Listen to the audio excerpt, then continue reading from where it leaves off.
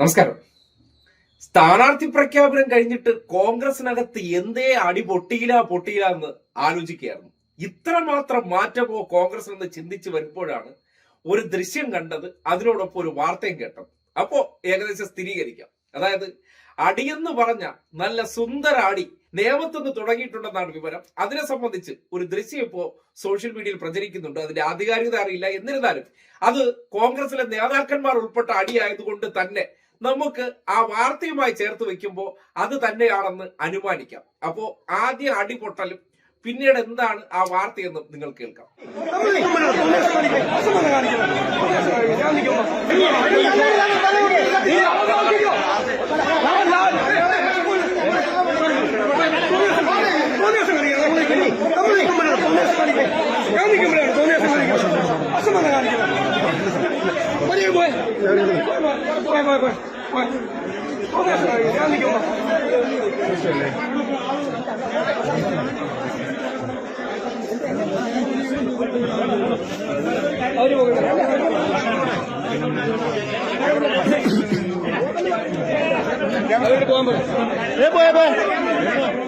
കണ്ടല്ലോ.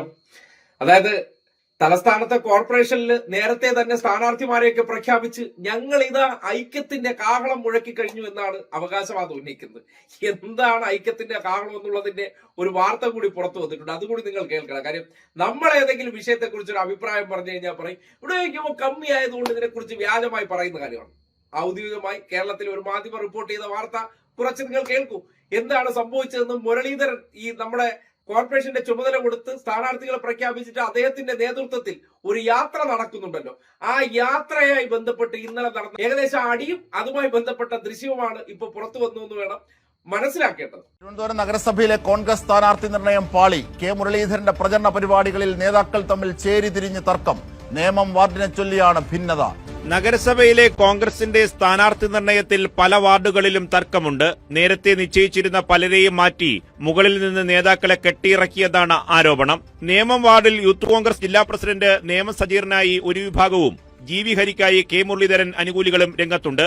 ഇതിനിടയിൽ DCC general secretary Kaimanam പ്രഭാകരനും മറുഭാഗത്ത് സജീവമാണ്. നേതാക്കൾ തമ്മിൽ ചരടുവലികൾ ശക്തമായതോടെ പ്രശ്നം തെരുവിലേക്ക് നീങ്ങി. കെ മുരളീധരന്റെ പ്രചരണ വാഹനം ഒരു വിഭാഗം നേതാക്കൾ കഴിഞ്ഞ ദിവസം രാത്രി തടഞ്ഞു. പൂഴിക്കുന്നിലെ സ്വീകരണ കേന്ദ്രത്തിലാണ് സംഭവം ഉണ്ടായത്. നേമം സജീറിന്റെയും കൈമനം പ്രഭാകരന്റെയും അനുയായികളാണ് തർക്കത്തിന് പിന്നിൽ. വാഹനം തടഞ്ഞുവെച്ചതോടെ കെ മുരളീധരൻ ക്ഷുഭിതനായി. പ്രചരണ വാഹനത്തിൽ നിന്ന് പുറത്തിറങ്ങി.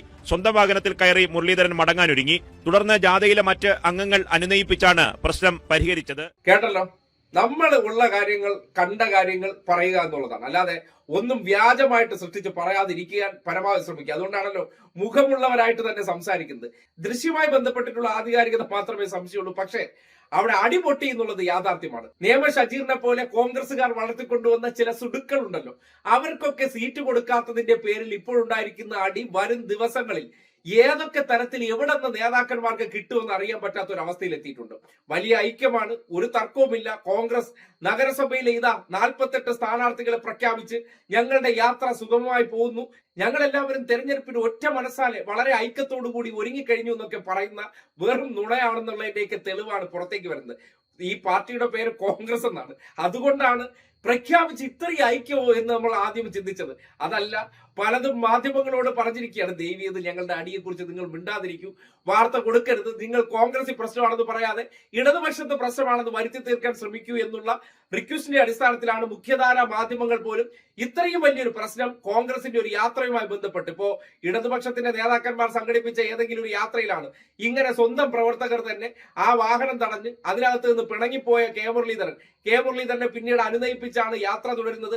കാര്യം വാർത്ത വന്നു കഴിഞ്ഞാൽ മൊത്തത്തിൽ പൊളിയുമെന്നായപ്പോ ആ അടി പൊട്ടിയതെല്ലാം മറച്ചു വെച്ചുകൊണ്ട് ഇങ്ങനെ ഒരു സ്ഥാനാർത്ഥി നിർണയവുമായി ബന്ധപ്പെട്ട വലിയ പൊട്ടിത്തെറികൾ അതിൽ വാർത്ത കൊടുക്കാതെ എത്ര വിദഗ്ധമായിട്ടാണ് കേരളത്തിലെ മാധ്യമങ്ങൾ കൂടി ഐക്യപ്പെട്ടതെന്ന് നിങ്ങൾ മനസ്സിലാക്കുക.